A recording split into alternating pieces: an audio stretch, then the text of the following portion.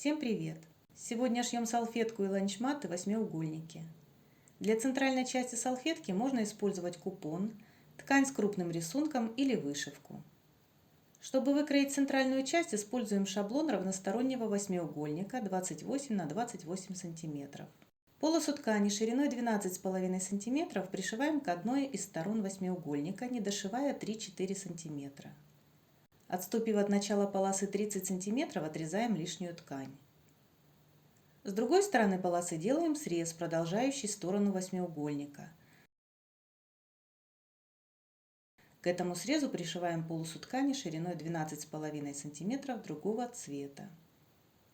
Теперь шов прокладываем до конца. С одной стороны делаем срез, продолжая сторону восьмиугольника, с другой стороны продолжая линию края предыдущей полосы.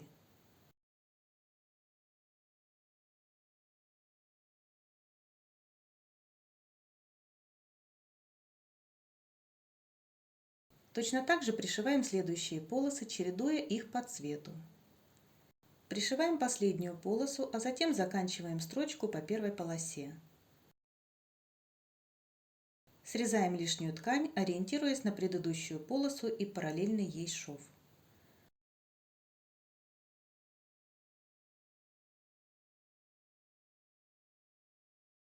Мы простегали салфетку на свободном ходу и сделали окантовку.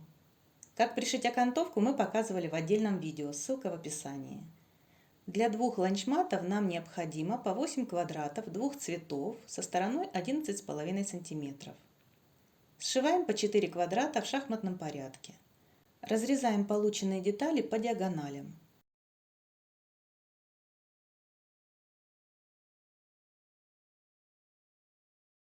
Таким образом получаем треугольники двух видов.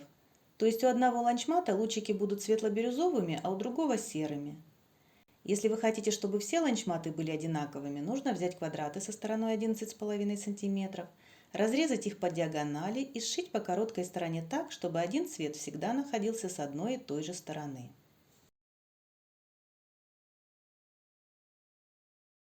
Для центральной части по шаблону вырезаем восьмиугольник размером 14 на 14 см. Треугольники одного вида пришиваем к восьмиугольнику длинной стороной.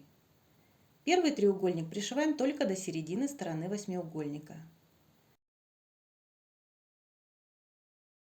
Срезаем лишнюю ткань, пришиваем следующий треугольник полностью.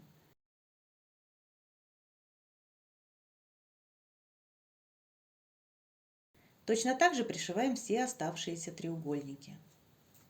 Так же, как и в случае с большой салфеткой, заканчиваем шов у первого треугольника. Ткань для бэка кладем лицевой стороной вниз, сверху кладем наполнитель, а затем по центру располагаем топ ланчмата лицевой стороной вверх. Скалываем полученный сэндвич специальными булавками для пэтчворка. Мы простегали ланчматы по швам в раскол и с помощью свободной ходовой стежки. После стежки выравниваем края ланчматов. При этом важно, чтобы расстояние от углов треугольников до края было 7 мм.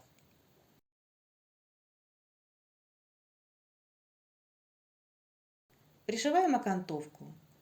Процесс пришивания окантовки в изделиях с тупыми углами мы показывали в видео «Шьем дорожку на стол». Ссылка в описании. Вот такой комплект салфеток у нас получился. Подробную инструкцию можно получить бесплатно по ссылкам в описании видео. Также в нашем магазине можно приобрести ткани и все необходимое для пошива такого комплекта. Ссылка на сайт магазина также дана в описании. Спасибо за внимание, шейте на радость себе и близким.